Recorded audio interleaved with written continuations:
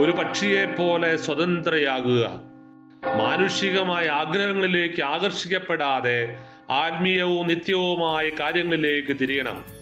ദാരിദ്ര്യവും പീഡനങ്ങളും കൂട്ടുകാരായിരുന്ന എൻ്റെ മകന്റെ മാതൃകയിൽ പരിശുദ്ധിയുടെ മാർഗം അന്വേഷിക്കുകയും ആരാലും അറിയപ്പെടാതെ വളരാൻ ആഗ്രഹിക്കുകയും ചെയ്യുക. എൻ്റെ കുഞ്ഞെ, മനുഷ്യന്റെ ദൂഷണം പറച്ചിലിനെ ചെറുക്കുക. എല്ലാ കലഹങ്ങളിലും വാദപ്രതിവാദങ്ങളിലും പോരാടി നിൽക്കുക എന്നതാണോ എൻ്റെ മകൻ എന്ന നിലയിൽ നിന്റെ വിളി? ഒരിക്കലുമല്ല.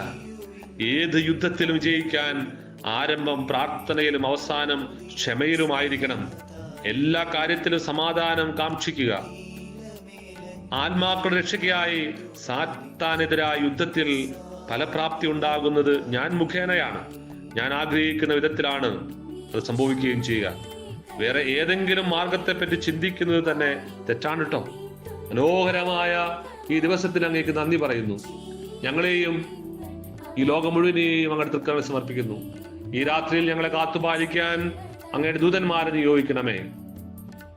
നമ്മുടെ കർത്താവായ ഈശോ മിശിഹായുടെ കൃപയും പിതാവായ ദൈവത്തിന്റെ സ്നേഹവും പരിശുദ്ധാത്മാവിന്റെ സഹവാസവും നമ്മെല്ലാവരോടും കൂടി ഉണ്ടായിരിക്കട്ടെ, ഇപ്പോഴും എപ്പോഴും എന്നേക്കും. ആമേൻ. നീ എൻ്റെ വെളിച്ചം, ജീവന്റെ തെളിച്ചം, നീ എൻ അഭയമല്ലേ അമ്മേ, നീ എൻ അഭയമല്ലേ.